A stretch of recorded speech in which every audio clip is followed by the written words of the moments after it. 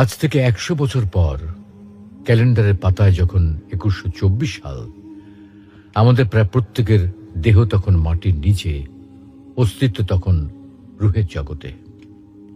ইতিমধ্যে ফেলে যাওয়া আমাদের সেই সুন্দর বাড়িটা হয়তো পরবর্তী প্রজন্ম ভোগ করছে। পছন্দের কাপড়গুলো ব্যাকডেটেড হয়ে গেছে। শখের গাড়িটা হয়তো অন্য কেউ চালাচ্ছে, আর আমায় খুব কম জনই স্মরণে রেখেছে, হয়তো হয়তো কেউ ভাবেও না। হাতে তাদের সময় নেই, যাদের জন্য এত কিছু করতে করতে নিজের জীবনটাই শেষ করে দিয়েছিলাম। আচ্ছা আচ্ছা, বাস্তবতার এই জীবনে আপনি আপনার দাদার দাদাকে কতবার স্মরণ করেন? আপনার দাদির কথা আপনি কখনো কি আপনার মনে পড়ে? পৃথিবীর বুকে আজকে এই বেঁচে থাকা, এত হইচই, এত মায়াকান্না